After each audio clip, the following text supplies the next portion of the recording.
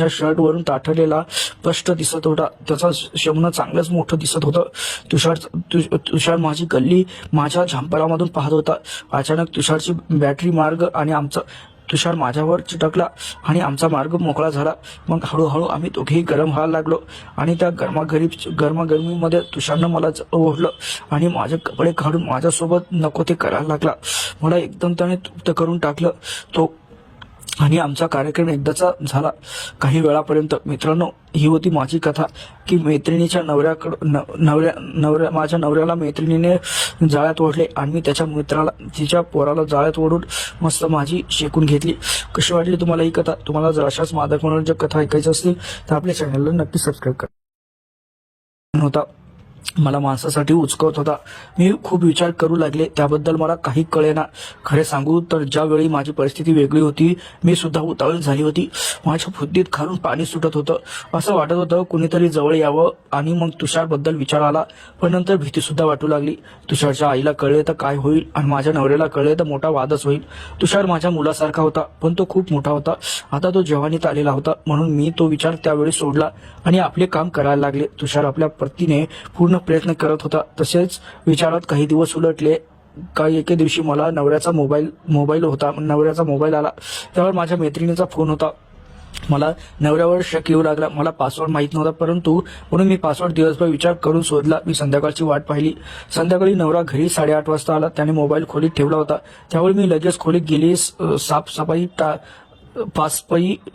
टाकला तर फोन लगेच उघडला. मी खूप झाले.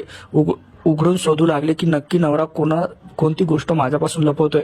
मला आधी एक ठोकाठोकीची वेबसाईट दिसली. त्यात मस्त अशा स्टोरीज आणि त्यात असे नंगे फोटो होते.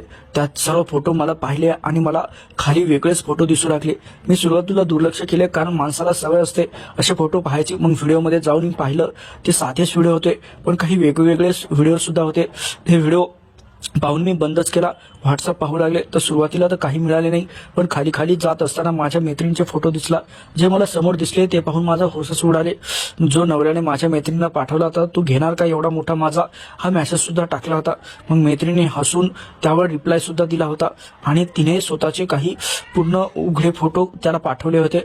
1.5 महिना झाला होता ते एकमेकाशी बोलत होते. या दरम्यान मी बाहेर येतच होते. मला अजून एक मेसेज दिसला. त्यात नवऱ्याने लिहिलेले होते, काल तू खूप मजा केली. हे पाहून तर माझे शरीर पहिले मेंदूचे काम बंद झाले. तू माझ्यासोबत जे काही केलंस त्यामुळे. मी तो मेसेजची तारीख पाहिली तर मला कळून चुकले होते की या तारखेला मी सकाळी आईकडे गेली होती. घरी मी नव्हते आणि तुषार नोकरीवर गेला होता. तेव्हा मोका पाहून माझ्या मैत्रिणीला बोलून कार्यक्रम केला होता. झालेल्या कार्यक्रमाबद्दल चॅटिंगमध्ये लिहिलेलं होतं. मला काही कळेनासं झालं.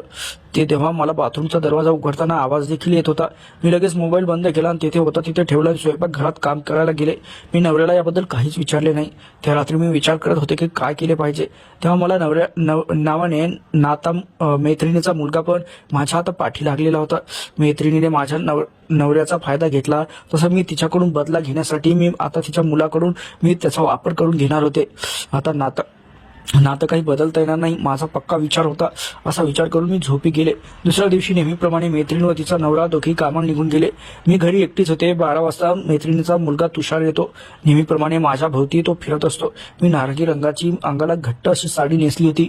त्यात हाताच्या बाजू नसलेलं झांपर घट्ट घातलेलं होतं. त्यामुळे माझे मनुके बाहेर दिसत होते. नेहमीपेक्षा जास्त मोठे दिसत होते. मी स्वयंपाकघरातून बाहेर आले आणि हॉलमध्ये काम करू लागले. माझ्या लक्षात आले की तिथे जाईल तिथे तुषारची नजर फिरत होती. तो नजर चोरून माझ्यावरून खालपर्यंत पाहत होता. माझ्या पण मनात आता चळवळ सुरू झाली होती. मी धाडस करून मुद्दामून तुषार सोफ्यावर बसलेला समोर जाऊन खाली बसून कपाटातील कपडे पसरू लागले. तसे बसले तसे तुषार म्हणाले, माझ्या मोबाईलमध्ये फोन येतो पण काही ऐकू येत नाही, जरा बघशील का? तेव्हा तुषार एकदम जवळ येऊन उभा राहिला. तुषार म्हणाला, हो बघतो. की मी माझा मोबाईल दिला. मोबाईल पाहता क्षणी माझी नजर त्याच्याकडे गेली.